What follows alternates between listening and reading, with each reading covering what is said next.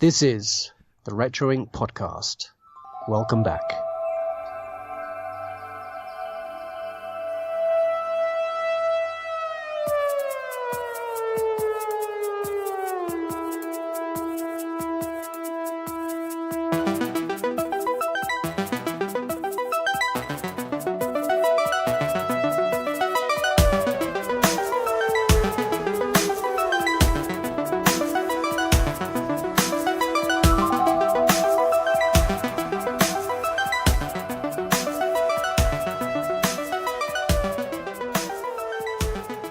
Hello everyone and welcome back to episode 41 or 42 or 43, we're not sure.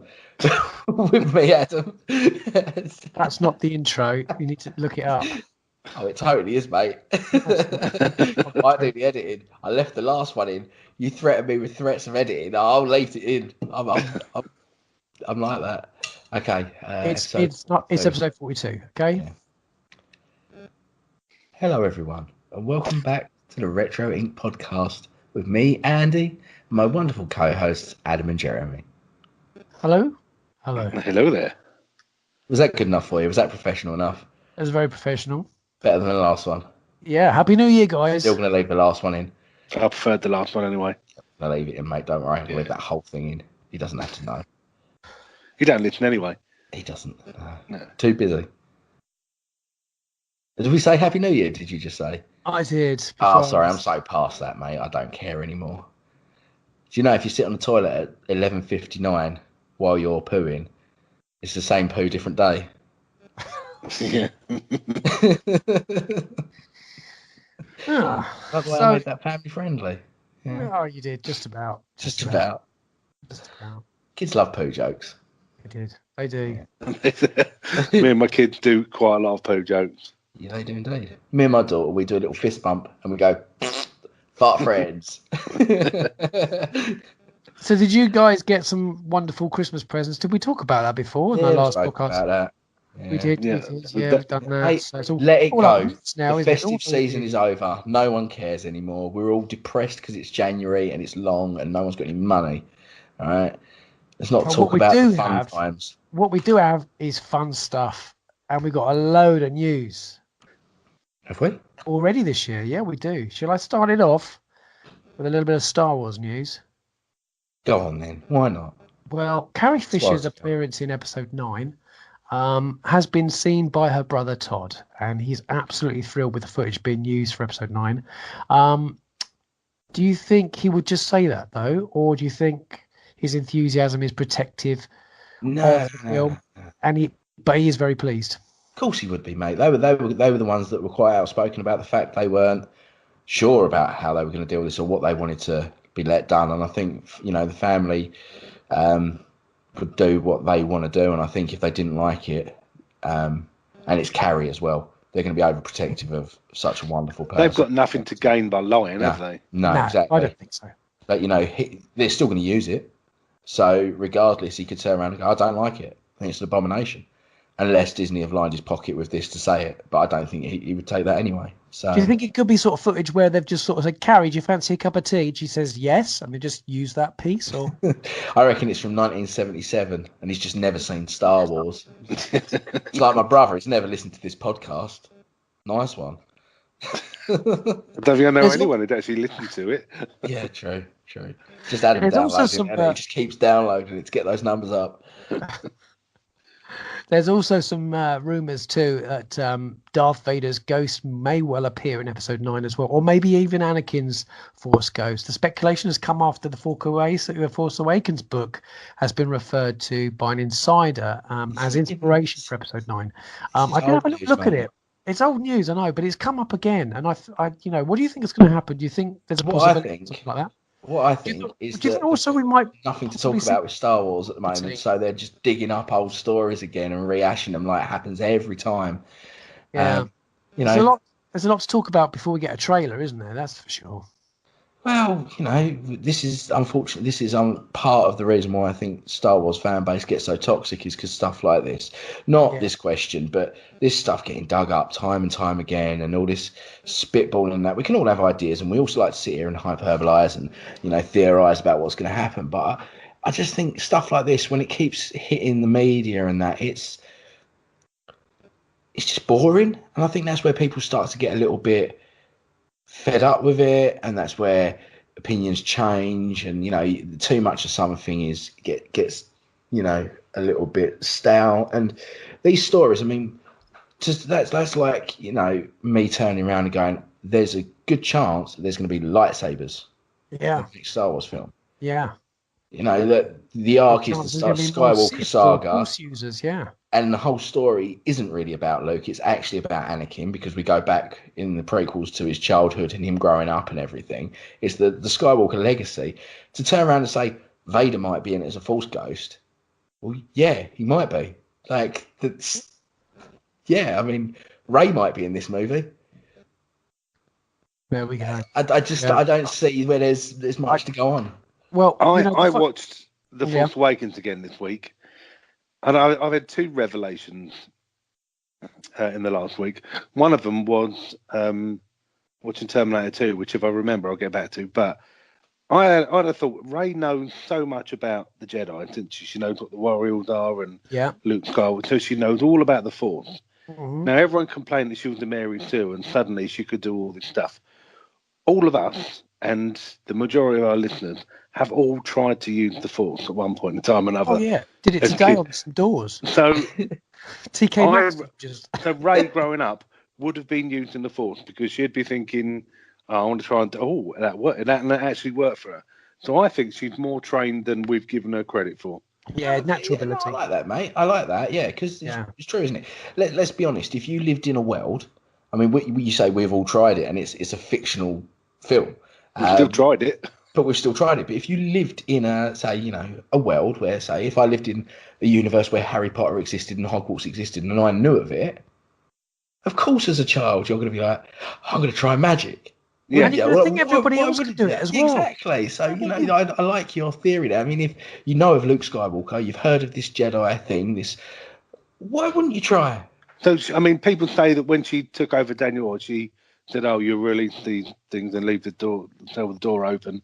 Everyone was like, where'd you know that? Well, she's heard of all of this Jedi stuff. What's to say she's not tried it before? Yeah, I like it, mate. I like it.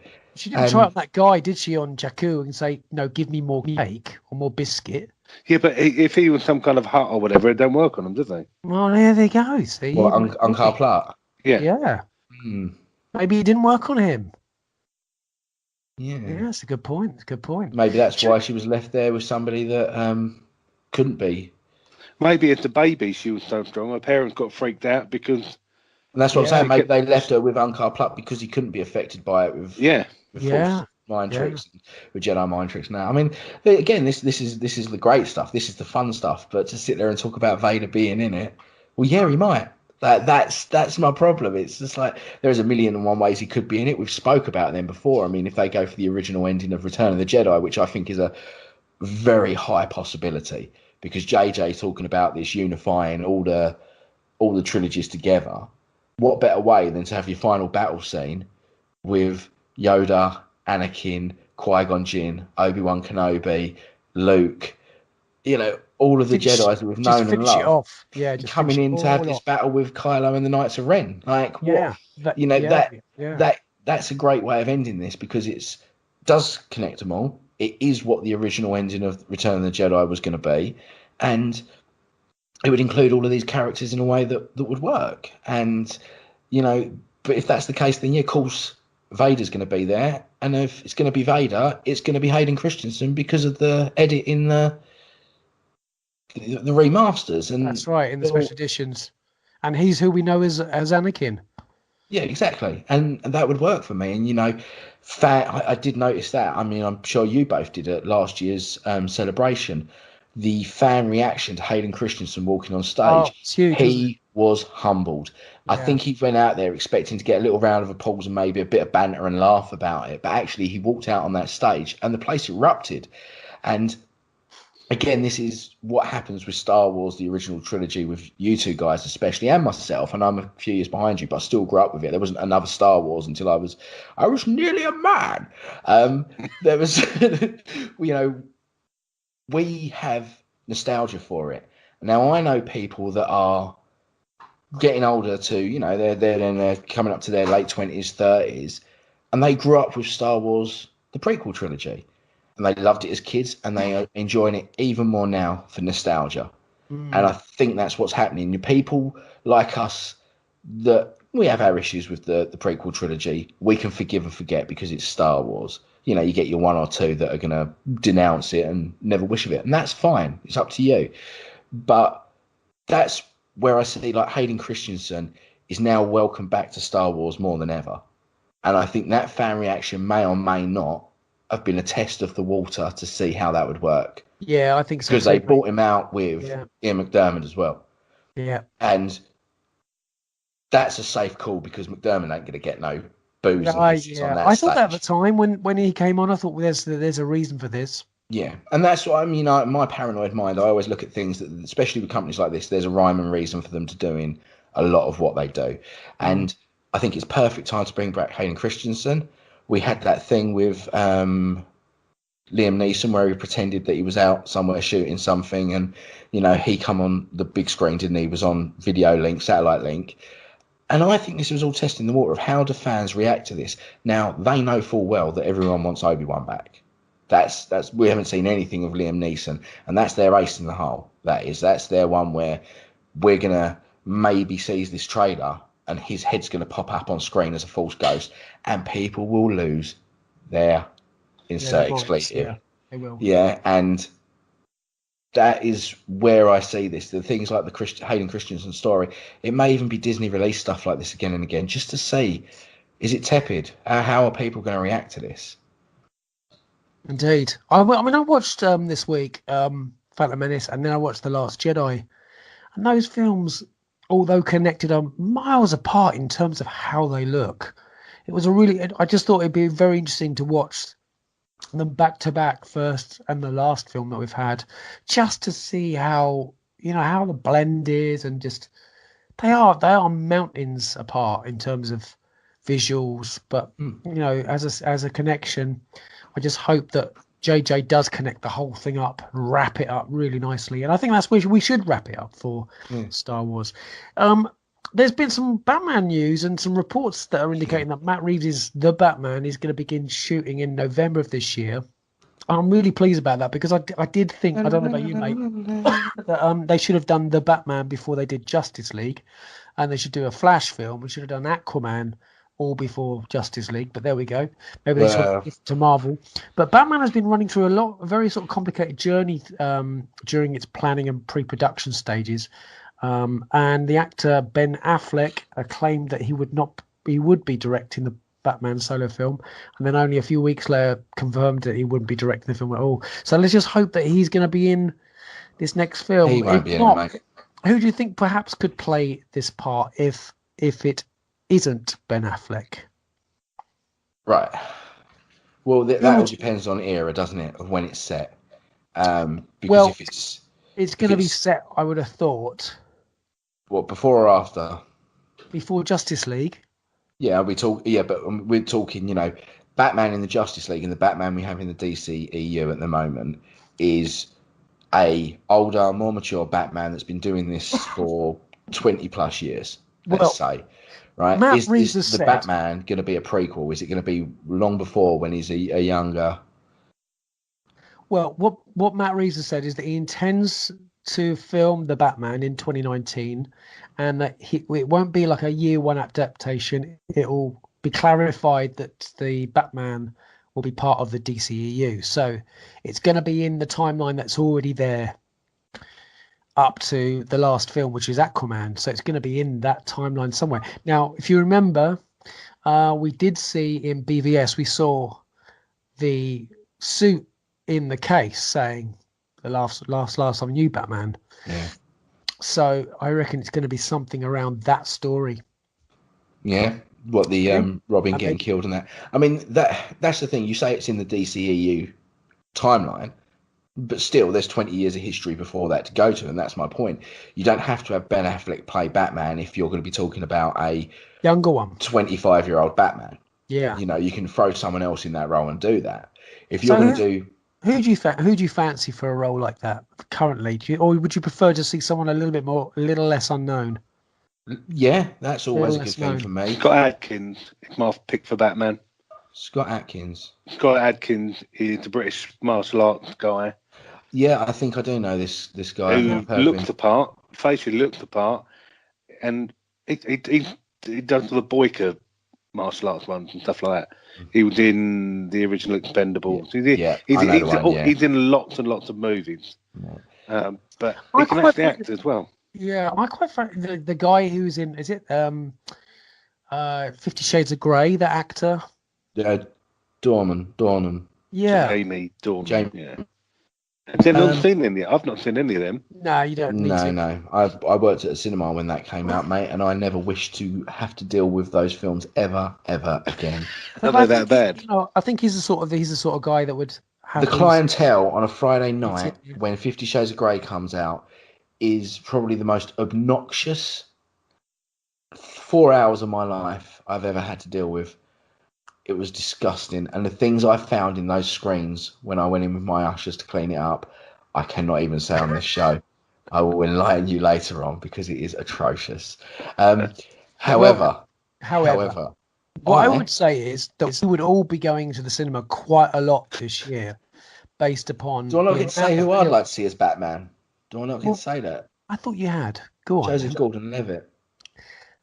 He's Robin. No, he's not. And that was appalling. That was the worst bit about that Nolan trilogy, was that little bit at the end. There was no need for that. All right. But yeah, I'd like to see Joseph Gordon-Levitt. He's Robin, I'm afraid. It would mess everything up. There'd be no, that wouldn't work for me. Anyway, I'm going to be going to the cinema quite a lot this year because this will be the year of superhero movies, and seeing the release of a record-setting amount of films, a whopping 11 movies coming to the cinemas. Super movie craze continues, and this year looks poised to be a prime example of how we've invested Hollywood to the whole Marvel movies and Disney films and the whole genre. Now, of this particular list that I'm going to read out to you, we'll go through our little sort of faves. But guys who are listening, get your pen and paper ready because there are going to be some dates. And we're going to start with Captain Marvel on March the 8th, Shazam in April the 5th, Hellboy April 12th, Avengers Endgame April 26th, X-Men Dark Phoenix on June 7th, Spider-Man Far From Home July 6th, New Mutants on August 2nd, and the Joker film on October 14th. Now, there is a Spawn film coming later on this year. Now, did you guys like that original Spawn film? Michael J. White played Spawn. Mm-hmm. The first black actor to play a superhero. Was it really? Oh, yeah. Blimey. It's an okay film. It's not great. It was a product of its time. I know that for sure. There you go. Michael J. White fights Scott Adkins in a lot of movies. Does he? I think they've done 4 or 5 movies together where one's a goodie, one's a baddie, and they turn around. There you go. Right. Nice. There's a link. Nice. Great link. The other movies that are coming out this year, we've got Alita Battle Angel, which is going to be on February the 14th, which is a live action adaptation of the sci-fi manga. And that's Robert Rodriguez who's co-written that with James Cameron. We have the Pokemon Detective Pikachu film on May 10th. We got John Wick 3. Did you guys like the follow-up for John Wick? I still haven't seen it, mate. Yeah, it's good. I liked it. Yeah? Love the first film. We have the Aladdin film in May.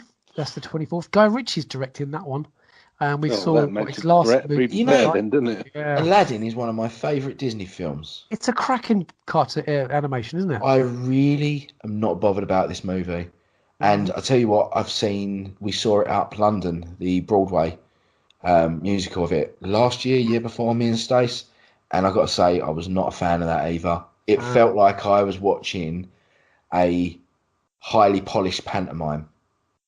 And I've seen The Lion King live up the West End, and I tell you what, it's a masterpiece. And I've seen Beauty and the Beast, the West End show. Fantastic. I don't know what it is about Aladdin but it suffers in my head from being just an overinflated panto when I see this in any other medium apart from that cartoon. And this film, just nothing about it strikes chord. Even Will Smith as a genie just doesn't do it for me. Oh, that's a shame. Yeah, it is a shame, mate. Godzilla King of Monsters, which is out on Friday, May 31st. Jeremy, you looking forward to that one? Yeah. I mean, the first Godzilla, I didn't particularly prefer the Matthew Broderick one, only because you actually saw Godzilla. Yeah, you do, don't you? You get to see Godzilla. Yeah. In the new one, it was just a bit dull. I like the Matthew Broderick one, but the new one there looks like loads of monsters. Anything that's got giant monsters fighting, I'm up for that. Yeah, so, really, looking forward to that one. One I think Andy's going to probably enjoy is Rocket Man on Friday, May 31st. Yeah, very much. Fantasy biopic that explores Elton John, and that doesn't get any better. Taron Egerton and Elton John. I mean, I have a complete man crush on Taron Egerton. I can't even go there because it's weird. I know, I've seen the poster on your wall, mate. But mate, I'm not even embarrassed if there was a poster of Taron Egerton on my wall because the guy's brilliant. But yeah, Elton John as well. I cannot wait for that film. I can't stand the look of that. It looks too trippy for me. It just looks weird. Says the man who watches things like Night of the Comet and Attack of the Killer Mushroom People from Jupiter. Yeah. What are you getting at? Too trippy watching a biopic about a rock star. No, I don't mind watching biopics about a rock star, but it just looks like he's, floating and in his swimming pool and all looks a bit highbrow for me, I think. It is going to be very highbrow. I've first reactions to this film have not been stellar, but I'm more interested in seeing his performance as Elton John because that boy has got some chops on him. Taron Egerton. Have you ever seen the film Sing? The animated movie. Yeah. He's Johnny, the gorilla, and he sings all those Sam Smith songs. His range is phenomenal, and I've heard him sing some swing as well. And my man crush is only heightened by this ability to sing. He's got a great voice. Yes. Really great voice. Did you guys watch the Men in Black International trailer? Yep. Yeah. And what was your views on that? Excited for that? Yeah, it's all right. I am. I really like the look of that because it is a sequel and not it's a soft reboot, isn't it? It's in that universe. We've got Emma Thompson back in now, and I've got this sinking feeling you're probably going to have a small cameo by Will Smith or something. You saw it in Men in Black 2, didn't you? With like Michael Jackson and things on the screen, and they managed to get them in for that. So I think Will Smith has got a lot of. I think he should put a lot of his success into things like this, and it'd be a fool to dismiss it and maybe go back and give the fans what they want. And I think it's time for him and Tommy Lee Cooper, just like that. Tommy. What's his name? Tommy Lee Jones. Tommy Lee Jones. Thank you. I was going to get there in the end. Him and Tommy Lee Jones to leave this be. It's time for them to leave it behind. But I really am looking forward to this. I think it looks. Chris Hemsworth is a brilliant comic actor. Yeah, he's really funny, and I'd like to see a scene with him and Will Smith because I imagine that would be incredible. And that's what I think we might get. But that'd be the only bit of Will Smith in there, a kind of a passing of the torch. Yeah, and that'll work because if they pass that torch correctly, there is chance for another reboot here, like another franchise here. And I'm cool with that because I like the fact it's Men in Black International. Like, actually, if you think about it, it's always blooming America. Why is it always America where everyone lands? No, this would be going on across the world. And I kind of like that idea that there's a chance here for like the Kingsman films to branch out and give us different stories. It doesn't have to be Chris Hemsworth next time. It could be, in Russia, like Die Another Day, or that Die Harder film where it's set in Russia, but Hemsworth turns up for a 15-minute scene and then disappears again, and it's somebody else doing that movie. And I think that's a cool little concept there to reboot this franchise and give it something, a bit of new life, because it's a great one as well. And we've got to remember, it's not an original property; it was based on a comic book. Indeed. So I agree, mate. I think I think the trailer looked really exciting, action-packed. I like the fact we've got a new cast, and like you say, the next film we could get a whole new cast because it's international. I think that's great. That releases on June the 14th of this year, and then after that we've got Toy Story 4, which is in June. That's a Friday the 21st of June. That is released. Let's just hope that these films have been coming out so long now. Even the plastic in these toys must be biodegrading. The Lion King, Jon Favreau's movie is released on July 19th. He directs his live-action CGI remake of Disney's animated film. Let's just hope that lives up to your expectations, mate, as a fan of that film. And one of my favourite films of all time. But it is indeed. My only fear with this film is it necessary? Because what I've seen is it's literally shot for shot CGI rendering of the original movie. And we've had two Jungle Books in the last year, haven't we? And they're different though. I mean, Favreau did a great adaptation of the Disney cartoon, and he changed it up enough that there were some different bits in there. The Mowgli one is more akin to the story by Rudyard Kipling. There's more of those elements in there which aren't in the Disney version. So they're two different beasts altogether. But this looks like a shot-for-shot remake. Essentially what Beauty and the Beast was, because that was my only misgiving with that film, was that I watched it, and aside from one or two extra scenes, it's just the same film. Do we need it? Because they're timeless classics. Good point. Scary Stories to Tell in the Dark, which is released on Friday, August 9th, is a Del Toro movie, and this is a live-action movie based on the popular children's horror story collections by Alvin Schwartz. Have you ever read any of those stories, Andy? I know you quite like that kind of thing. I've not heard them, but... No. Then we have It Chapter 2, which is going to be in September the 6th, sequel to 2017's It movie. It picks up with the Losers Club 27 years later as they return to Derry to try and defeat the creature Pennywise once and for all. We've got Spies in Disguise, which is in September, a super cool spy movie starring Will Smith, your black brother, and his awkward gadget man, Tom Holland. We have Gemini Man, which is an Ang Lee film, and that's another sci-fi action starring Will Smith. He's going to be very busy this year. It's probably why he can't be in Men in Black. He's doing too much other stuff. The more I question is, how is Ang Lee still getting work as a director? Like, I've seen Crouching Tiger, Hidden Dragon, and I was fine with it up until people started jumping through treetops. That's what I don't like. No, great film, but when they started all that nonsense, I don't like when they use wires and they during the air for 5 minutes doing something impossible. I want to see it real. I want to see real skill. It's Monkey gone too far, isn't it? Monkey's fine because it's fantasy. Yeah, that's fantasy. But this was supposed to be a serious, like you say, highbrow kind of piece of martial arts storytelling, and all of a sudden they're not even. It's not even realistic. They're literally flying through the trees on wires, and it just doesn't sit right for me. And I switched right off at that point. But then Ang Lee then goes and does blooming The Incredible Hulk, or Hulk as it was, wasn't it? Like, come on, people, stop giving him work. We got an Addams Family animated adaptation coming out in October, and that's starring Hotel Transylvania. Charlize Theron as the voice actors in that. We got Zombieland 2. Just Charlize Theron, she's doing them all. Cousin it. She's talented though. She is talented. You don't mean it like that. No, she is talented. She's a talented actress. I really don't like her. Zombieland. Did you guys like the first film? Yeah. Yes, mate. He won't because it's running zombies. No, I rewatched it recently and I didn't hate it. It was all right. And I watched that Train to Busan with running zombies. That was brilliant. Absolutely brilliant. Can listeners just realise that Jeremy acknowledged the fact that zombies can run? Because before they weren't zombies if they can run, they were something else. No, in the movies that you mentioned, they weren't running zombies. 28 days later, they weren't zombies. They were infected with the rage virus. Well, Woody Harrelson is back with Jesse Eisenberg and Emma Stone in this next movie. Terminator 6, Friday, November the 1st. Now, this movie overall ignores the previous 3 entries and serves as a direct sequel to Terminator 2. You heard the new theme tune for it?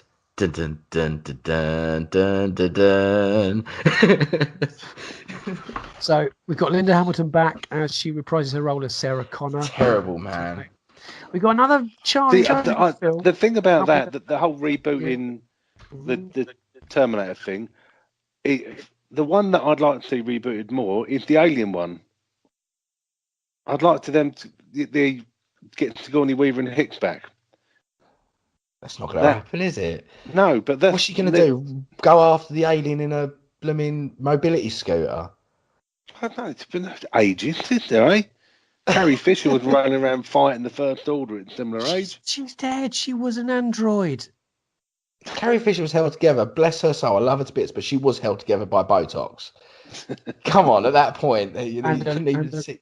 And bless her, a lot of drugs. They did find a lot of drugs in her at the time of her. Yeah, well, good for her. She had fun.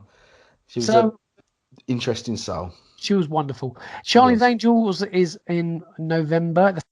The Hedgehog, an animated action film in November. We've got Kingsman 3 on November the 8th. We've got Frozen 2, which is also in November. But then we've got Knives Out, which is a Rian Johnson film. He directs Daniel Craig in this modern-day mystery about detective tasked with solving a murder. That stars Chris Evans, Michael Shannon, and Jamie Lee Curtis. We got Jumanji 3 in December. Oh, we have some Jumanji 2, isn't it? But we have some casting news for that. Yes, we do. Mr. DeVito. Yeah, yes. Enjoying the cast. I didn't even know you were still making films, to be honest with you. And then the greatest, Star Wars Episode 9 on Friday, in December. I don't want to quote the date because it might still change. You never know. But, the last of the Skywalker saga. And then we've got a heap of other films the year after that. We have a live They Live sequel bit of news. Now, Andy, you're a bit late to the game when it comes to this film. I have. But you loved it. 30 years too late, I think.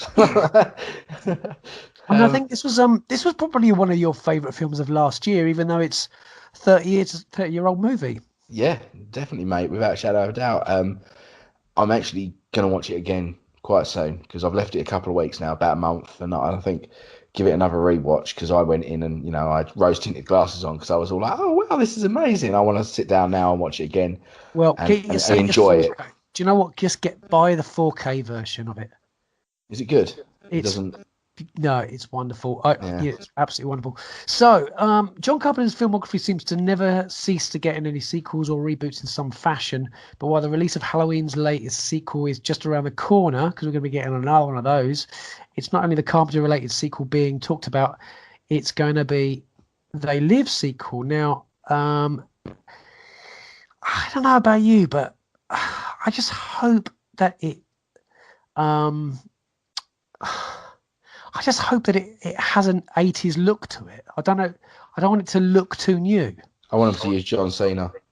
Well, we never see him. That's his skill. I think it'll fall flat on its bum. It's got sequel potential. It's got sequel potential, but if it doesn't have Roddy... It's got to have Roddy Piper and he's dead. Then what's the point? Exactly. This is the trouble with things like this, isn't it? I'm late to the game with this, but I can honestly say that's enough for me because it's too late to make a sequel to this because essentially what you're doing is rebooting it. You're not making a sequel because the original cast aren't there. It's 30 years later on. It's not a sequel. So why not make a whole new film with the internet and a little bit of the Matrix kind of thing going on in it? That's what they'll do, isn't it? They'll obviously use social media and the modern contemporary ideas of communication through advertising that we have to do this movie. Don't have to be a remake. It won't be a sequel, will it? But that's exactly my point. Is it then don't call it a sequel? It's a remake. Hmm. Well, I reckon whoever's going to be writing this has probably read quite a bit of David Icke. But there we go. Shape-shifting lizards from the planet Andromeda. Yeah. There we go. You see, there we go. Okay. Not wrong, Well, I've read. It may sound crazy, but then all the right people do. Well, indeed. So, I finally watched a film. Well done, mate. I hadn't. Somehow I'd avoided for 20-something years, and that film was Forrest Gump. Now, I've seen many of those so-called critically acclaimed movies in my life, but very few of them actually sort of struck my heart quite as much as this one did, I must say. My heart quite, it was was very emotional watching it, I must admit. And this is really a true masterpiece and a movie that I would call heart-striking. I really loved the way he remembered every bit of his mum's words during along his life, and was amazed by his love for Jenny no matter what. Loved his genuineness, his perception of life, and his observations. It really surprised me, and It's all coming back. it will make any tough guy cry. And it certainly made me shed a tear. Yeah, well, there's a tough guy, and there's people that are dead inside Jeremy. Okay. Also, there's nobody dead inside me. How dare you? But it really did make you it really made you appreciate your life while inspiring you all the way through. And this really is a must-watch for movie lovers if you haven't seen it. And there's probably everybody listening. It's just. We said this to you. This is why we needed you to see it, because I understand that some films that they're built up, and Godfather's a prime example for me and you, isn't it, Jeremy? People absolutely adore this film and tell you must watch it. It's a must. And I watched it and I was like, I could literally go the rest of my life with never even finishing that and not caring and never thinking about it again. Right? Well, it's our DVD Desert Island discs. Do you remember I brought this film up because I thought neither of us have actually, if we haven't seen it, we're not really bothered by it. And I thought, if you're going to be on a desert island, would you watch it? And we both said no, we wouldn't. I don't think I'd watch Forrest Gump if I was stuck on a desert island, because I'd want to be a little bit more enlightened. You'd watch Castaway at least, wouldn't you? Yeah, well, I said that. Yeah, that's what I said. Any Tom Hanks film, really. But I don't want to be sitting there watching a depressing film while stranded on a desert island. If I'm going to watch a film, I at least want it to make me feel good if I'm going to be dying of starvation and heat exhaustion. The one thing about Forrest was that he showed great inspiration and motivation throughout the film. And from a simple-minded man who chose his own destiny and lived his life with no regrets, it's just a truly mesmerizing performance by Tom Hanks and spectacular directing from Robert Zemeckis. I absolutely loved it. It's got so much emotional depth, and it's without doubt because of the directing and Hanks's performance. I think it really is a masterpiece. It completely changed my perception about life from that particular person's perspective. I'm really glad that I finally got around to watching this masterpiece, and I may finally stop the badgering to watch this film by my co-host, Nearly, I'd say. Well, you've done our New Year's resolution. Our New Year's resolution was to badger you to watch it. You've watched it now. Yeah, it's the first show of the new year. Yeah. Do I have to ever watch it again? I think I probably will do. You're bound to. The two people that I want to watch it with are my children. I think they would absolutely adore it. Yeah. They're at that age, I think, as well, where they would absolutely adore it. And I'm just ashamed of myself for not watching it sooner. I think it has a kind of a real light fantasy element to this movie as well. Yes, it's kind of a fairy tale story, like a Aesop's fable type thing. And I think that's where kids will pick up. They won't understand it's like the Black Panther movement and the illness and the Vietnam War. They won't get those key elements of it, but they'll understand the sentiment and the storyline involved otherwise. Even the comedy where he's running and everyone follows him, they enjoy that journey. That's very fantasy, that's very fairy tale. And then he just stops and he goes, I'm going home now.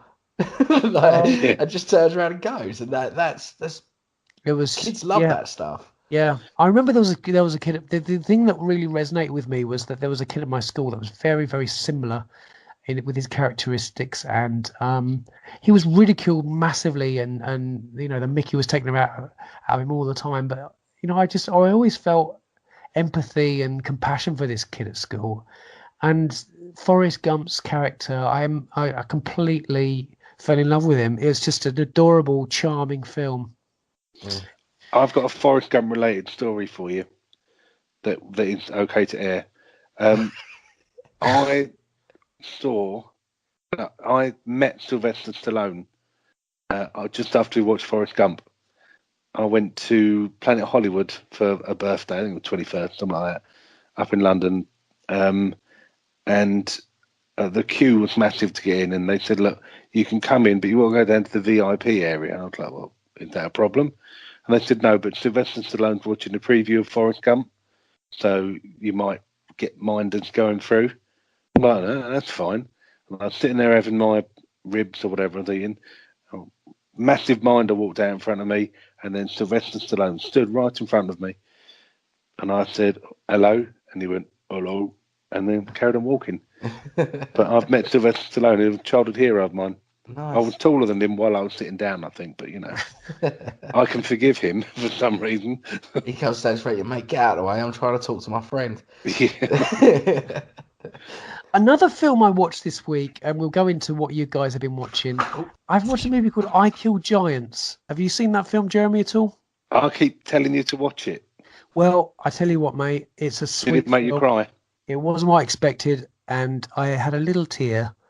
It was an absolutely charming film, and it completely was not what I expected at all. And I think that's why I enjoyed it. There's a curveball at the end. You're like, yeah, oh my word. Yeah. Adored it. Absolutely adored it. And this film is available on the Netflix streaming service. I also watched Trainspotting 2, which I must admit I wasn't impressed with. There were some great high points and some great humour in it, but it didn't really hit home for me. Bill Hicks is relentless. Always been a fan of that comedian, and there's a great bit of comedy there. The Good, the Bad, and the Ugly I watched this week. And I switched it off after about 20 minutes. It just didn't work for me. Really? Yeah, I just found the editing, the music overpowering. The acting was awful. There was some bad dubbing going on. It just didn't work. I was really disappointed because I like a few dollars more and a fistful of dollars. But Good, Bad, and Ugly just didn't work for me, mate. Surprised I was. Sounds like us, doesn't it? Yeah. I watched the first series of Extras again, and that's an adorable show. I've never watched it. I can't get on with Ricky Gervais. It's a very awkward humour, but very, very funny. And I also watched the Ellen DeGeneres relatable stand-up show, which was absolutely brilliant and charming. I think we're all fans of the first Hellboy film. I rewatched that this week. And Rogue One again. And a film that all three of us, I think, have seen. And this is where I want to be talking about. It's the movie starring Sandra Bullock, and it's the great Birdbox. Now, you guys, also John Malkovich and the actress who her names escape me, but she was from Bend It Like Beckham's daughter in it. What did you guys think of it? Do you want to go first or shall I? Who talks first? You talk first. I talk first. You talk first. To me, it kind of felt like Quiet Place. A Quiet Place had a baby with The Happening. And it didn't seem particularly original. Sandra Bullock wasn't that likable, and I kind of felt that in that situation, I just think, oh, sorry, I'll go and have a look at him because I wouldn't want to live like that at all. I didn't particularly enjoy it. It didn't stand out for me. It wasn't awful, but it's not one that I think I would bother watching again. It was all right, but Sandra Bullock was an unlikable character. Right, okay, and this is why people come to Retro Inc. for varied opinions on movies. I loved it. I think, and I'm gonna make this claim, I think I enjoyed it more than A Quiet Place. Quiet Place is a better movie, and I'll accept that, like the way it's directed, its style, its tone, it's more original. I think Quiet Place is a better movie, the way it's produced and everything, but I enjoyed Bird Box more. I have a history with Sandra Bullock for personal feelings. She was my first crush when I grew up. I had posters of her on my wall and everything. It's unoriginal, and I give you that, Jeremy. I was getting The Road and Quiet Place in that. Yeah. I thought it was a mix of the two, especially the way she called the kids boy and girl. Yes. In The Road, he calls him boy, doesn't he? It's never calls him by his name. And obviously that's a way in storytelling narrative to show a detachment of emotion. That's what she's trying to do, even though they're her kids. By not naming them, she has no bond to them. And that's why there's that big thing at the end, spoilers, with the naming. I really enjoyed it. I thought the way the story worked was a bit better than Quiet Place, because Quiet Place was set in the now, whereas this had the flashbacks that was cutting between the story, and it done that thing, when in the third act it catches up with itself, and then you continue that arc and it makes all of those questions. You get the nice storytelling element and the action element of all the incident happening, and it merges into one path by the end. And I really enjoy that in storytelling because it keeps you on your toes, it keeps the story fresh, and when you start to get a little bit bored with one narrative, it flips back to the other, and you've got that other story that you've kind of forgotten a little bit about. Now, there was a couple of bits in the movie that I don't think were necessary, like again, spoilers, but the guy in the water, John Goodman. That wasn't John Goodman. He's a lot skinnier than that now. Wasn't it John Goodman? No, it wasn't John Goodman, mate. That wasn't necessary. That moment in the water. I don't know. There was a couple of bits. I thought maybe the little bit on the river took too long, but otherwise, I thoroughly enjoyed it, and it was a nice little. Maybe it's because it's one of those hidden gems, because you hear nothing about it, and all of a sudden it's available to watch, and you watch it and you enjoy it. You've not got 6 months, 7 months of build up and trailers, because let's be honest, this is the sort of film where if it came out of the cinema, I wouldn't have bothered going and seeing it. I didn't do that with Quiet Place. I waited for it to come out on streaming so I could watch it, because it's not the sort of film I'd pay money to go see. So it's got that element to it as well, where it's a nice little sleeper hit that just pops out of nowhere and is now 43 million streams within the first week or something, making it one of the biggest set streaming films of all time.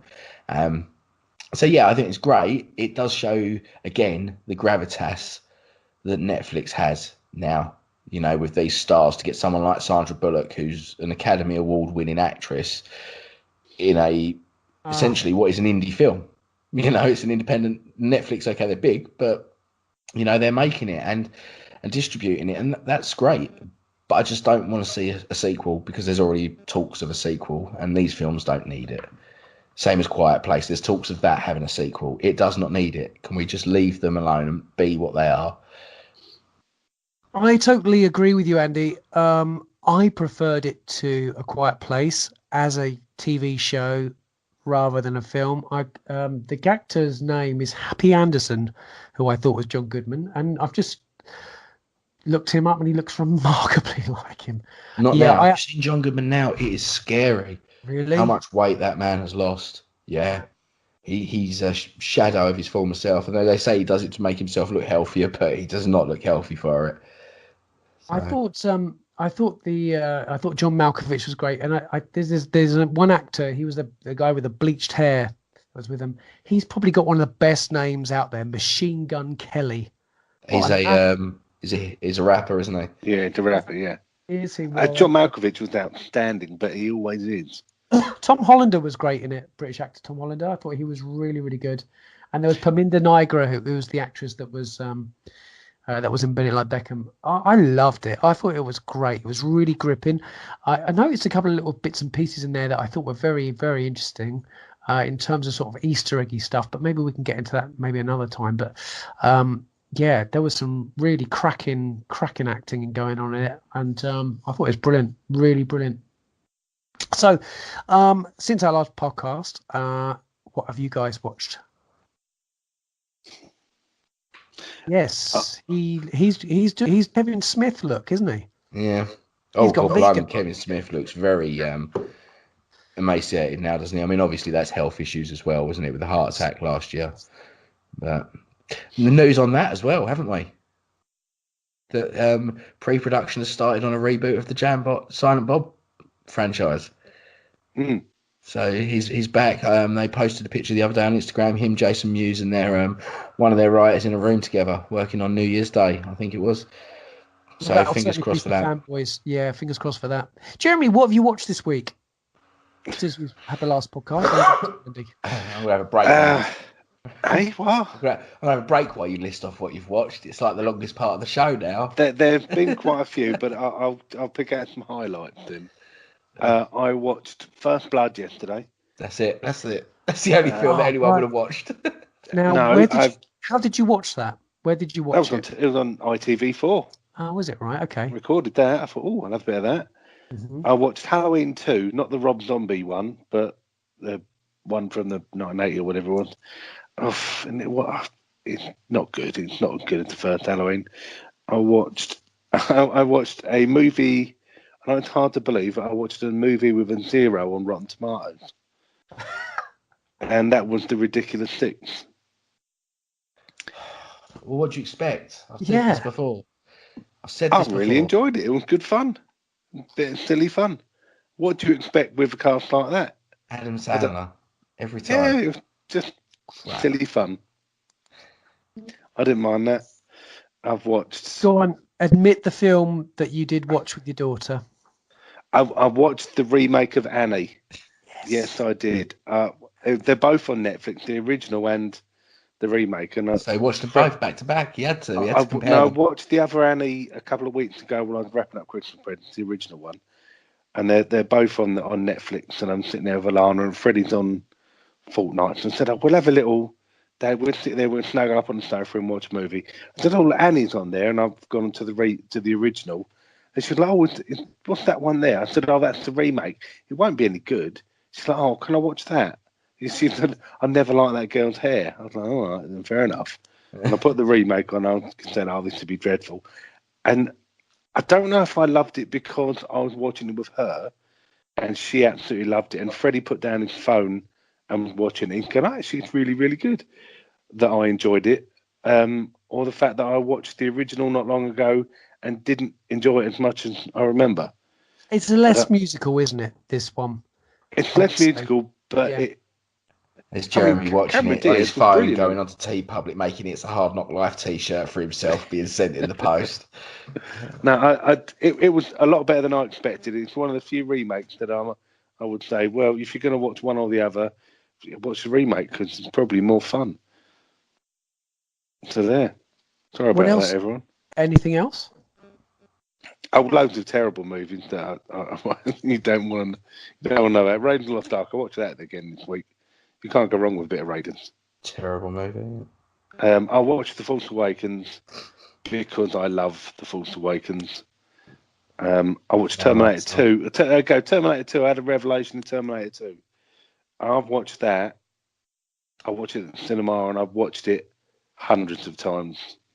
Hundreds now.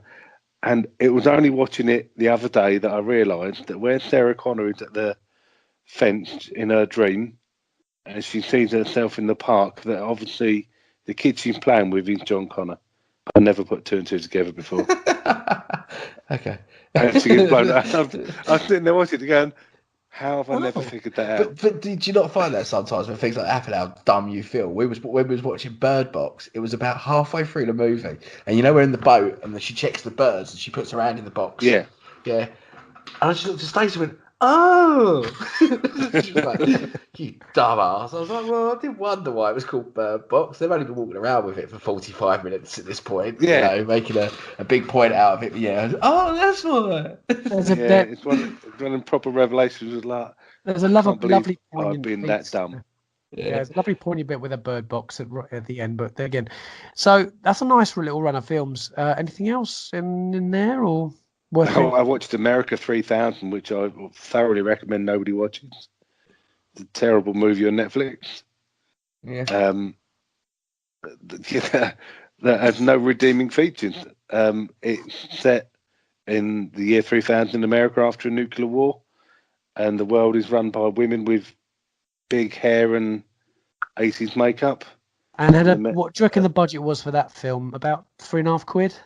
I think it was about 3 million because I did look it up. I was curious, and I think most of that went on hairspray and crimpers. Wonder who the hell put that money in. The guy who played Automan was the star. Oh, was he? Yeah. Sorry? The guy who played Automan. You're probably too young. Oh yeah, no, I don't know Automan. Yeah, he was the star of it, but there was obviously women ruled the world. They do anyway, but they're more physically this time. And there were like these groups of men which were completely stupid and always kind of as men probably are. And then there was this intelligent gang of tribe of men who've learned how to read and things like that. And the women were, catching the men and they were making them into slaves. And obviously some of them were used for breeding, which, fine, I get all that. But the men all lived on their own without any women. I couldn't figure out how they were breeding. Considering it's the year 3000. Have you seen Jurassic Park? Life finds a way. You mean Life Finds a Way? Life finds a way. Oh dear. Yeah, so You don't want watch to be that, squeezing everyone. that out through there. Trust me. Yeah, don't watch that because that was pretty awful. So after the last episode, I'm glad you put me off of that because I was just about to run out and watch it when you mentioned America 3000. I thought you would be. Yeah. Andy, what have you been watching? Anything at all, mate? I watched Labyrinth again this week because. Oh, can I talk about Labyrinth? I watched Labyrinth the other week. Yeah. And David Bowie's codpiece just freaked me out too much. It's a kids movie, and it's just basically a massive codpiece and a wig. I think we've got the title for this week's episode. David Bowie's codpiece freaked Jeremy out too much. Or maybe Jeremy loves David Bowie's codpiece. Yeah. I watched Labyrinth. That was as amazing as it always is. It's up there in my favourites. We also watched This Is the End this week again. Yeah. Have you seen that? Seth Rogen, Jay Bushrell, and I love that film. I think it's a good bit of fun, that, and it's Michael Cera's performance in that. I think more than anything that tickles me when I watch it. There's that whole scene in the bathroom with the carton of juice, and it's so not Michael Cera, is it? I mean, that is a million miles away from what you'd ever believe him to be like. And it's a really cool little film, that, if you've not seen it. What else? Watch a bit more Red Dwarf, like I always do. It's my fallback. And Birdbox, mate. But aside from that, not much. I watched Luther. All right. On the TV. That was really, really good. Is that the new series? Because I know, was it New Year's Day? New series started. Yeah, it's been all this week. All right. So, in the sales, did you guys happen to get out and about and pick anything up at all?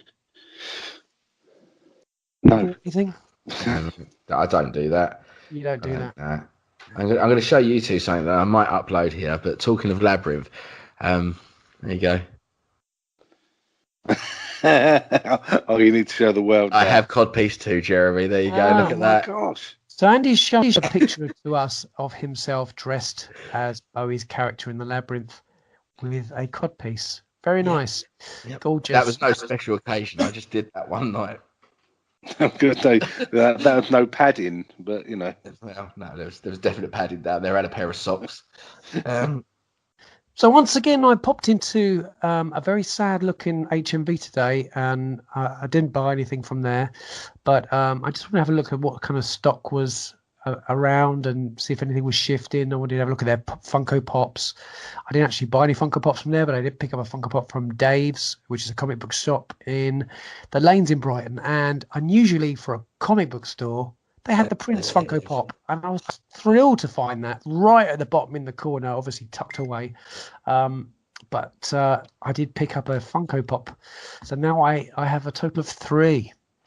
And I only have one more to get from the little Prince range.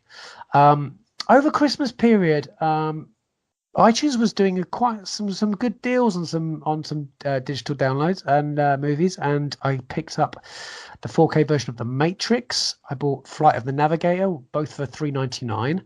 And then this week I popped into a little shop, which is a charity store, and I picked up Buck Rogers in the 25th Century 6-disc collection, first series, for £3. That's a bargain. I'd be all over that. Yeah, and then Call of Duty Black Ops, I picked that up as well for Xbox One for £3 which was another bargain. And Black Ops 3, wasn't it? And I think the best one was Princess Bride on DVD for 50p. Little bit of vintage buying. Today I picked up 2 Best Bin guards at £3 each. £3 seemed to be the sort of going rate for the stuff. But my big one for me, as I only had 3 left of the loose collection of the Star Wars vintage figure run from 78 to 85, was I got an EVD9 from a friend of mine, leaving me now just the 2 to finish my loose run. This thing was absolutely mint, stiff limbs, no arms missing, and that's an unusual thing for this figure. So thrilled to bits with that stuff. But yeah, I started watching a little bit of Buck Rogers, and the pilot episode. I remembered every scene in that, and it was just great to watch it again, especially when Buck's doing his little boogie dance and gets the guy to play the funky music. That was just so cool. Now, I think it's time for Andy, the quizmaster. Oh, we're doing that, are we? We are. Right, Cue okay. the quiz music. I haven't written any. Ah, Should we make one up? yeah. Okay. Dun, dun, dun. There you go. So I'll enter some dramatic music there. I'll just stick something behind it. I want to play a little game in there. Oh no, that puts me on edge. That sends my anxiety through the roof. That Really, I could literally be doing anything. I could be having a poo. If someone put the countdown music on, I wouldn't be able to go. I think I'd just seize up. Or if I could time it even better. No, so I want to play a little game with you.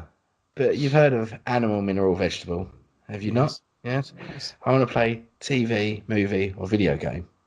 Okay. I'm going to give you two, as a team, 20 questions to decide what TV, movie, or video game, TV show, movie, or video game that I'm thinking of. Okay? Okay. And the players at home can play along. Okay, and if you have any suggestions for the future to stump them, then please send them in. Not that it'll stump Jeremy, he can go as obscure as you want, and it'll probably be his first guess. Right, so are we ready? Go. You may ask the first question. Is it human? What, a TV show, movie, or video game? Is it human? That's not one of our questions. Does it have sentience? Yeah. Right. Is the movie, TV, or video game self-aware? Is it a movie? Is it a movie? Yes. Okay. Right. That's our first question, is it? Right. Right. Was it made in the 80s? No. Is the film named after a character? Are you asking, is the film named after a character, or does the character's name appear in the title? That's the question I'm asking. It does indeed. Okay. Is it male? It is. Mm. Well, is this a 90s film? Is this a 90s film? No, it is not. Oh. We're not doing very well here. Is it based on a comic book? It is not.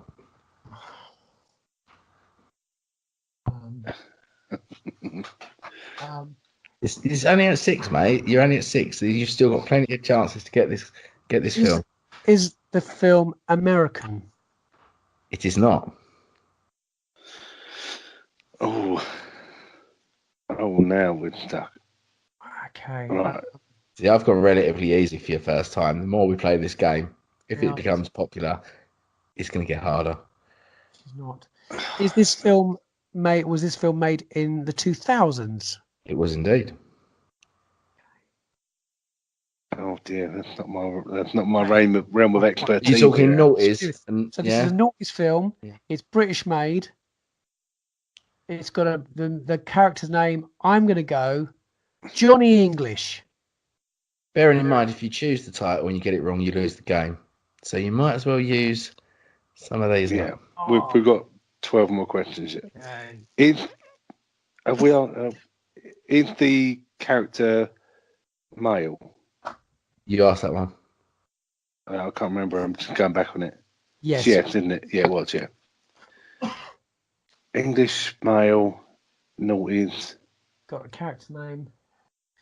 Oh, come on, this character name in the title. Listeners, come on, you got shouting things out. Oh, the listeners will be shouting things out because this is one of those. If you get this wrong, you're going to kick yourselves. Right? I'm giving you too much information here. But think of questions you can ask. Narrow this down to what kind of film, what?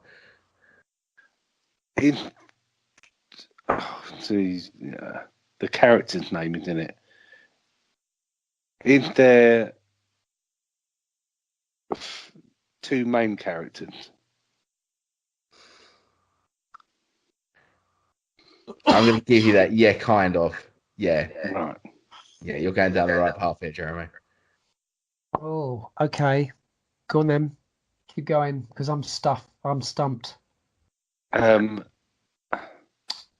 got 11 questions left. You've got plenty here. So we know it's a male. There are two main characters. The name's in the title, so it could be, somebody and I, that kind of thing.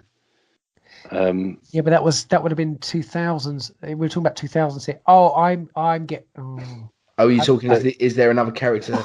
Is there a second character in the title? Is that what you're asking?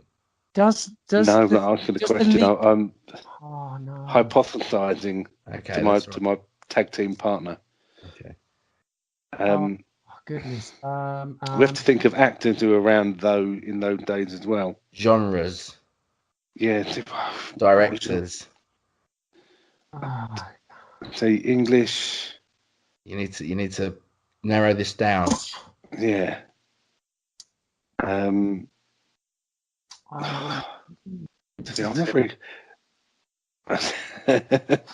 is getting very tricky. We'll talk amongst ourselves, everyone, while we're trying to think. Okay. Go on. Do you do a question? No. I'm stumped. Well, we know it's not a superhero movie. We know that. Mm-hmm. We've already said that. Is that a question? So is it a comedy? Is it a comedy? 10 questions left. Right. So it's a Are comedy. the characters' names that in the title is one male and one female? No. How many questions have you got left? You got 9. Oh no.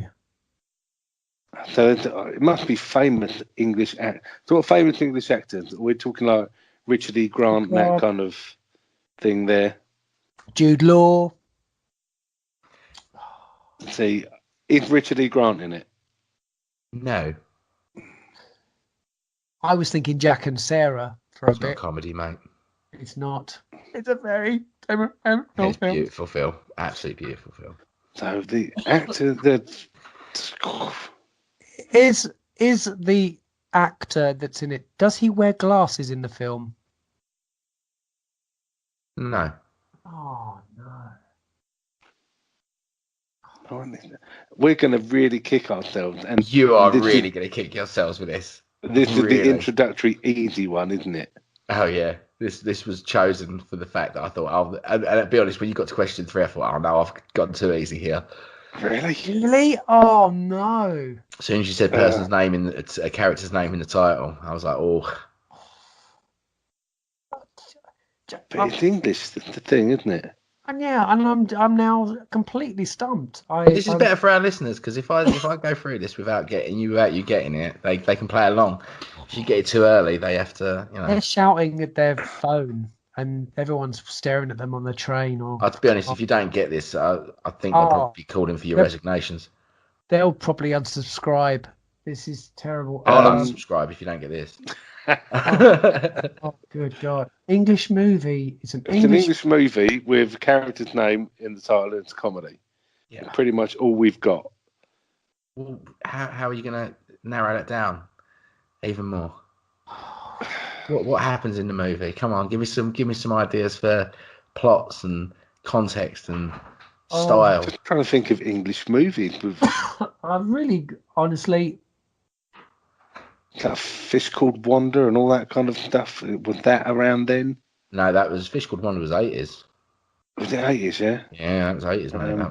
That wasn't the question. That was.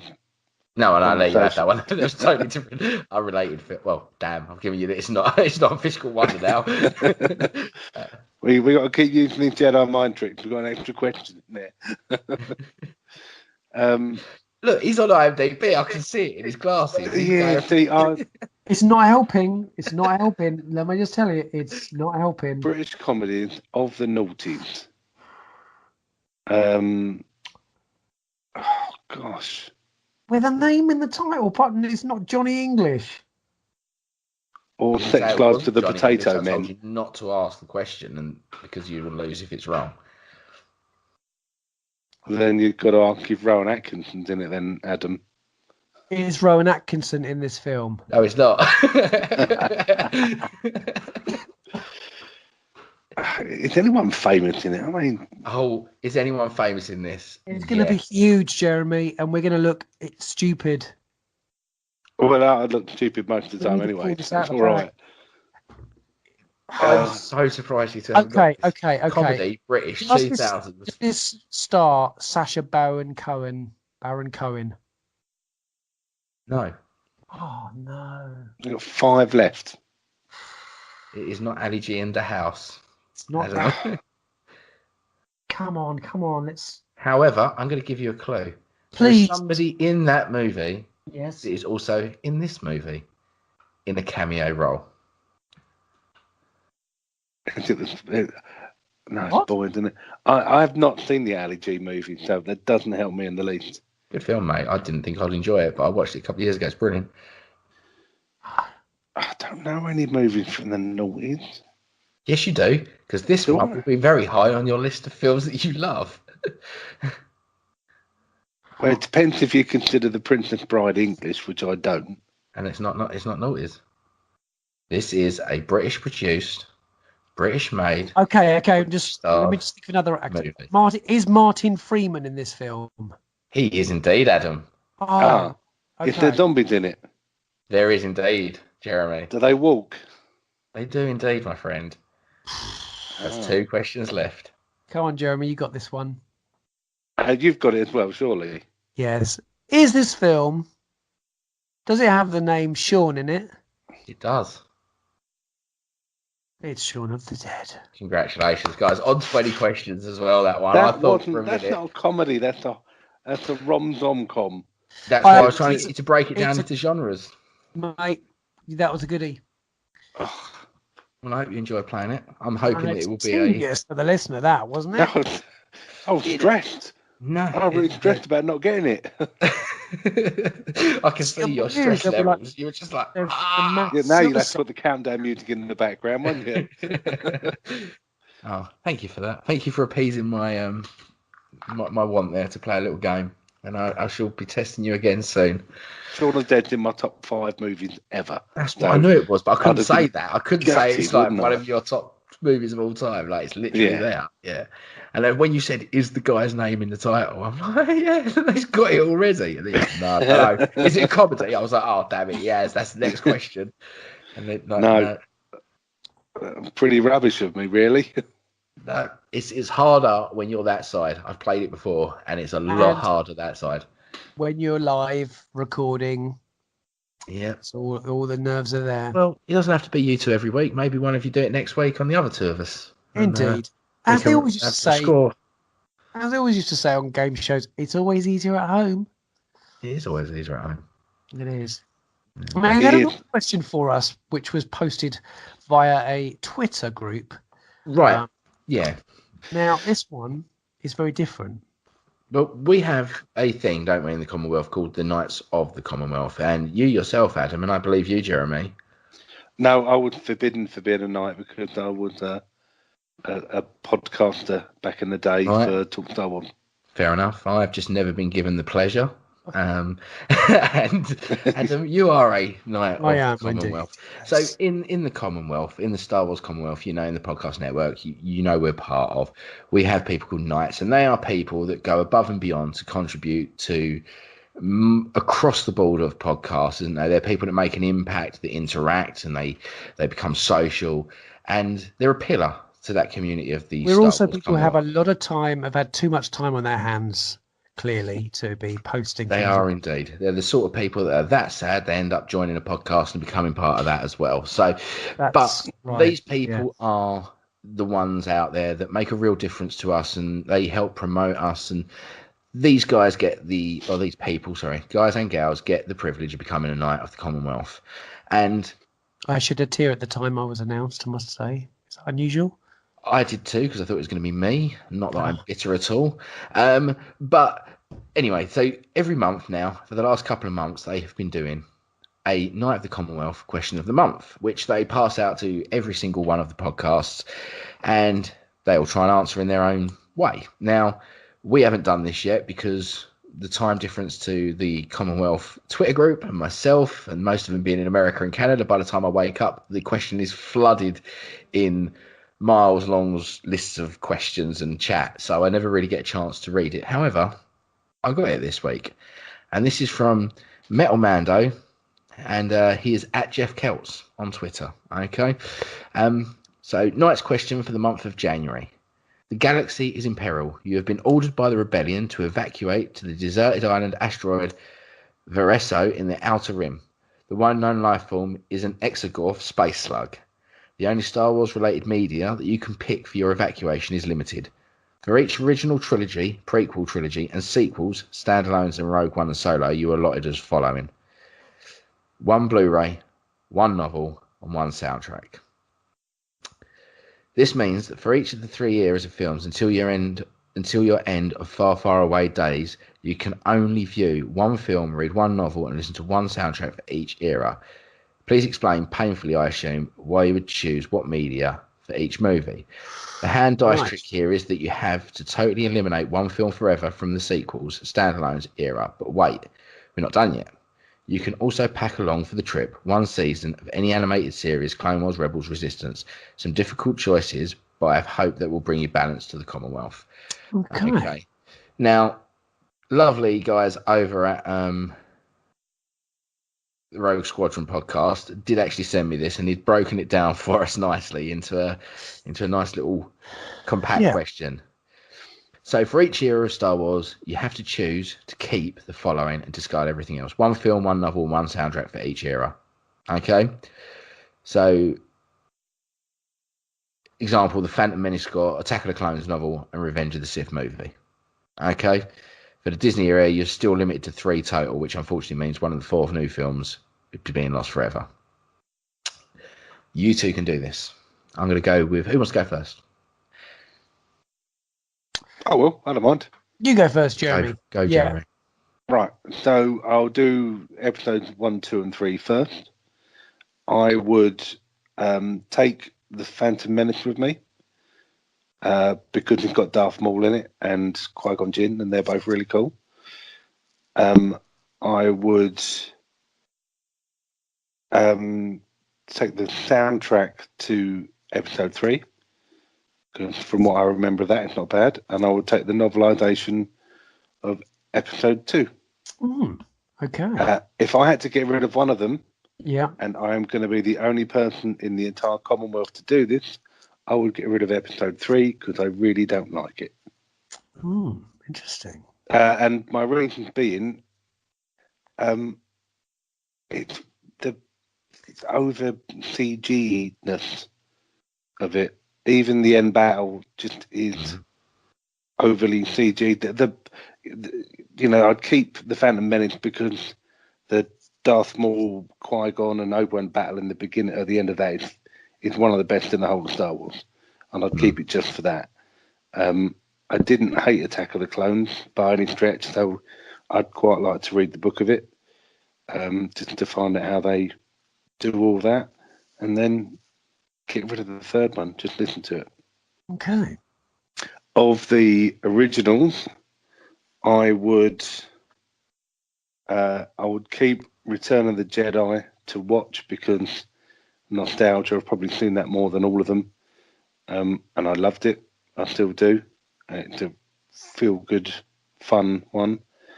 I would keep the book of episode 4 because I remember reading it as a kid, and episode 4 was really, really good. And I'd keep the soundtrack to Empire Strikes Back because it's got the Imperial March, and I like that.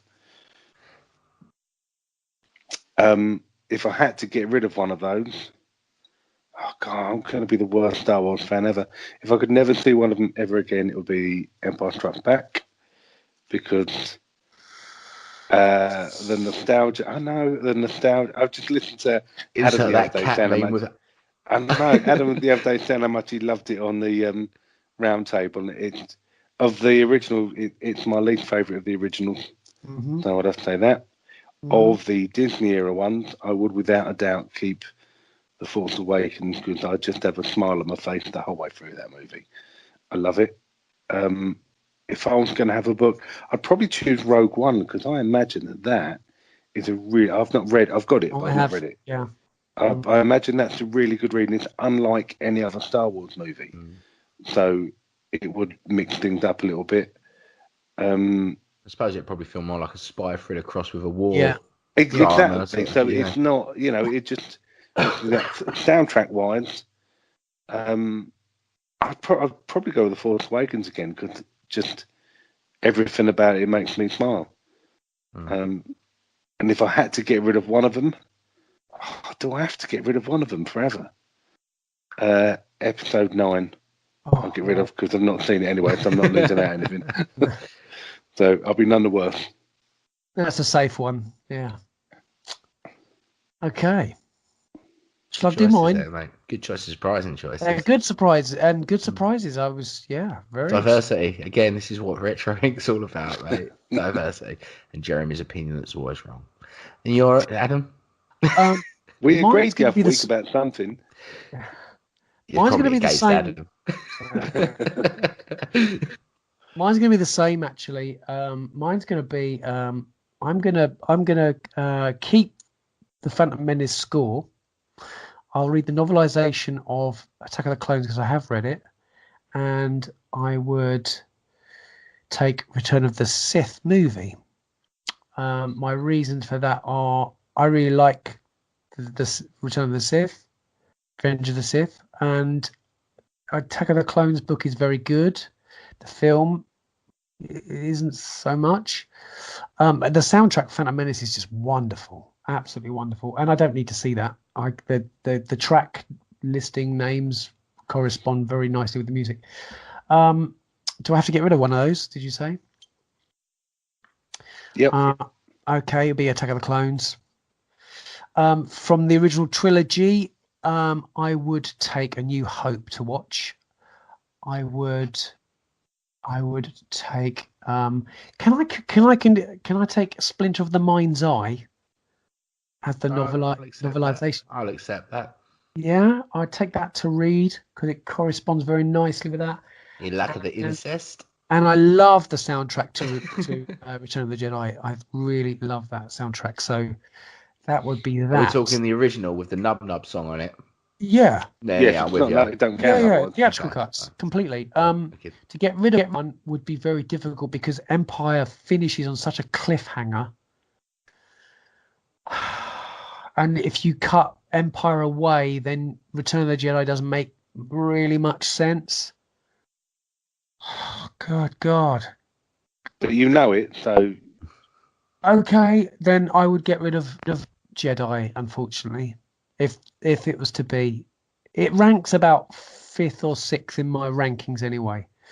Of the Disney movies, I would keep Rogue One. I would definitely drop Solo, not because I dislike it. It's fantastic, but it doesn't really need to be there. Rogue One cuts beautifully at the end into A New Hope, so I'd keep that. I really like The Last Jedi, and I love The Phantom and Force Awakens, so it would be Solo that would be gone for myself. And in terms of the animated series, it would be the Clone Wars Series 1. If it's a first series that I've got to keep, I would definitely keep that. For sure. Andy? Well, I forgot that. I'll have Rebels because I watched it with Freddie. Good fun. Okay. I might have missed one. To be honest, I'm actually questioning here why nobody's questioned the fact that this question itself is set in the Star Wars universe. It says the rebellion has ordered me to the deserted asteroid Varesso in the Outer Rim. So this isn't Star Wars media, is it? This is history. This is... Could be the lore. This is lore, weird exactly. Meta world. So can't I just put on, Space TV and watch Space News and see it all happening? Because surely, Space Encyclopedia, whatever it is. Splinter of Mind's Eye, which is, is Star Wars lore, isn't it? So.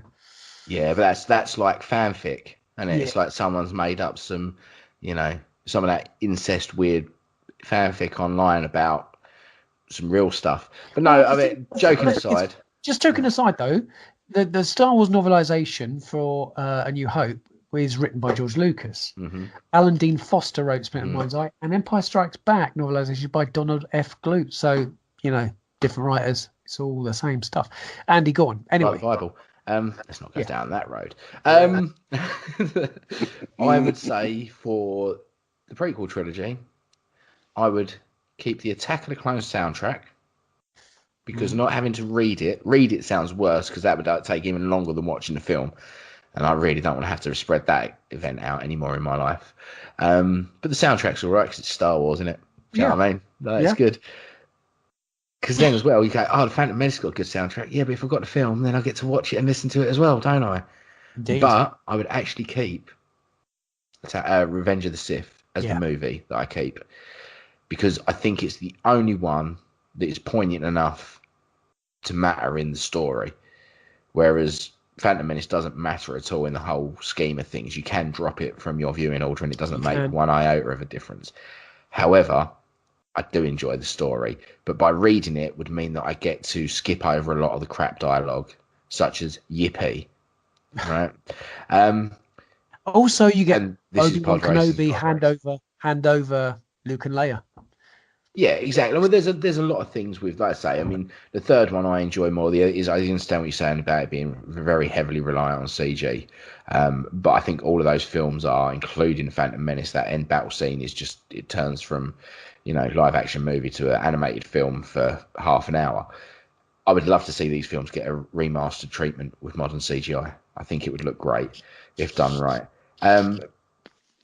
OT, I'm going to say I'm keeping Return of the Jedi, because that is my favourite Star Wars movie.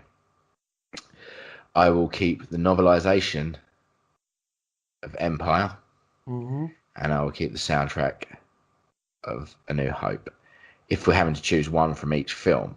However, if it's soundtrack and novelisation, would be Empire, and I would drop New Hope, because I think it's okay. There's a couple of moments in Binary Sunset and Ben and Luke meeting, I think they're great, but otherwise, pretty vanilla film. And in the sequel trilogy, I'm going to say, this is hard, I'm keeping Force Awakens, right? Because same as Jeremy, I just smile when I watch that film. Yeah. I'm going to drop The Last Jedi, because I don't think it really makes any difference. Again, we're yet to see that. I'm going to regret saying that. I'm going to keep the soundtrack to Rogue One, because I think that's a quality soundtrack, and I love Giacchino. I think he's a great composer. I loved Lost. Job, didn't he? He did, and especially in the time he had. And I will keep the novelisation of Solo. Have you read it? I haven't, and I would like to. So, and if we're talking animated, I'm going to go, I will take the Ewoks. Ewoks or Ewoids? Sorry? Ewoks or Ewoks and droids? No, just Ewoks. Just Droids Ewoks. I wasn't a big fan of, but I enjoyed Ewoks as a kid. That's all very diverse, wasn't it? It was different across the board. There was a lovely little question there from Jeff, from El Metal Mando. Well, as Jeremy mentioned, I was lucky enough to be part of the TSW Roundtable. You listeners can, if they haven't subscribed to Talk Star Wars, really should. It's a fantastic podcast with Rob Wade and his co-host, and that will be in your podcast catcher as a show called TSW Roundtable with the fantastic Rob Castle. And I was also on that show with Tim from the Nerd Room, and the Nerd Room, of course, is a superb podcast. And if you're not listening to that, you really should, because it's in the same kind of vein as us, and you'll absolutely love it. No way near as professional or well polished as us, though, mate. Oh no, of course not. At the Nerd Room. You can tell the difference, can't you? Yeah, I mean, it's not like they get to sit in the same room every week and do it and have much better equipment, and it sounds beautiful. Nah. Yeah, they don't know anything about Marvel and DC either, do they? Just waffle on for hours, and there we go. They'd have got Shaun of the Dead straight away, wouldn't they? Yeah. 4 questions in there, go, Shaun of the Dead. I do hope they get out in your humour. I really do. Guys, it's been a fantastic It's a show. movie about zombies. About, eh? Fantastic show this week. Thank you for joining us on episode 42. And is there anything else you guys want to add before we wind this up completely and say goodnight and goodbye? Are we going to talk about the other thing? Well, the other thing, Andy. The other thing. Sorry, my computer just started making noises there. Probably picked that up. The other thing, Patreon. Now, in the next, what is it now? We're start of January, aren't we? First week of January. We're hoping, aren't we, by end of February, sort of the back end of February, we will be launching our Patreon page. There will be tiers. We haven't sorted out all the content and what we'll be offering our VIP subscribers, but we have stuff in the works. And I just kind of wanted to put it out there really so that people, you know, if it's something they're interested in, if they got any suggestions of things they'd like to see or hear or for us to do, then fire us an email at contact@retroinkpodcast.co.uk. Get in touch with us on Facebook. If you think it's a bad idea, if you've got any, you know, tips, hints or anything you think, if you're already a patron, subscribe to someone and there's things that they do, practices that you don't like and things that they do like, feel free, fire them our way. And stay tuned because we've got a lot of things planned for this year. I don't want to go too much into it because I don't want to give promises that we can't keep if things fall through, if things don't happen. But we've got a few times where we're planning to meet up and we've got some little plans in the works and we'll iron them out, we'll get there, and as soon as we've got more information, we'll share it. And Adam's reading. He's disappeared. I'm listening. Anything to add to that, guys? Or it's just me that's going to say something, and then you can leave me hanging, quiet, awkward. You're good at that kind of stuff.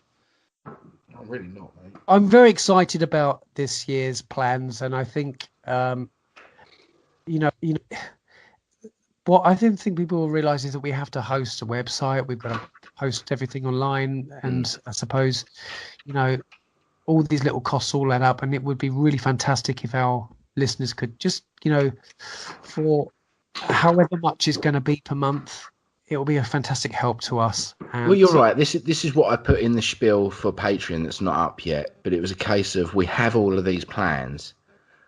By getting funding, it just means we get to do them quicker. That's all it is. It's not a case of us not doing some of the things we want to do. But, for instance, we've got places we want to go and we want to start doing a bit of, you know, live stuff and some in-depth things and some articles and some interviews with people at certain places. And to get there costs money. To do these things, it doesn't just cost money to get there, it costs money to eat for the day. And these are all money out of, you know, some of it might be I take a day off work to go and do this. And that's fine and I will do it. But sometimes, you know, life gets in the way. But when there's funding involved, it makes these things a hell of a lot easier. Disappear. So, he keeps doing this to me, doesn't he? So yes. So when do you propose that this is going to be? He's really not listening to me, is he? I've already said all of this. I was listening. Yeah, I know you're listening to me, Jeremy. I saw you nod. He's sitting there looking at his Prince back catalogue or something. And I'm trying to fix my chair here that's broken while we're recording. See, this is what costs money, guys. This is my chair for podcasting, and it's broken. But yeah, so essentially the back end of February is what we're looking at, isn't it? Because we've got some plans. We're meeting up hopefully in February ourselves, sort of the middle. We give us time to get some content together. The extra sort of things we're going to be looking at is maybe early releases for the podcast, which might hinder the day of which the podcast actually comes out. Because to be honest, to get it out any earlier isn't possible because we record on the Sunday and it goes out Tuesday first thing. So that gives me just over 24 hours to get it done. And I've got work in the meantime. And by the time we finish, I have 8 hours until I start work. So it's one of those where I really don't have much time. But we're talking extra shows, extra content, some prize draws, things like that. But we'll get there. We'll get there. And we'll give you more info when we can. Fantastic news. And I can't wait to record all the Patreon recordings. I think it's going to be great fun. We're going to have some little bit more explicit stuff on there for those guys as well, and some really interesting stuff that we're going to be posting for our Patreon listeners.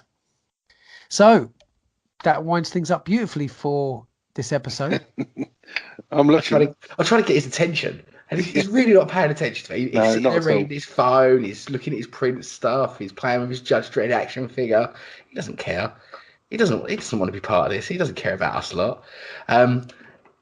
We have a prize draw to actually do since Christmas, and we're going to keep it live until next week, and we will draw it live on our next show. So there's still opportunity to enter. The question is available in the Christmas Memories. Was it that one? Yeah, Christmas Memories episode. The question for the competition's in now. Go listen to it. Go onto Facebook. You can email us if you haven't got Facebook, because I know some of our listeners don't have it. So email us the answer, and we'll pick a winner next week, and we'll get that prize sent out. Cool. Good luck to everyone. We hadn't forgotten. Yes, we had. We hadn't. I had. It's only because you said last week that I remembered. Was I drunk that episode? When I think. Are we going to do another drunk one, aren't we? Oh, without a doubt. Probably the one in February meetup. Our first lot of Patreon stuff will be drunk. That's all right. We can swear on that one. It's Patreon. Yeah. Depending on whether or not I remember where I swore in this one, there's swearing in this episode as well. When I dropped the it's phone, 120. So. You're all right. How was it? Nice one. Well done, mate. Cheers. I'd forgotten. I was going to pretend I didn't notice. You've been listening to the Red Ring podcast. Thank you very much for listening. See you next week, guys. We're seeing you. Later. Cheers. I'm going to start calling the Retro Ink Shambles. I'm going to change the podcast bit on the logo. Bye for now.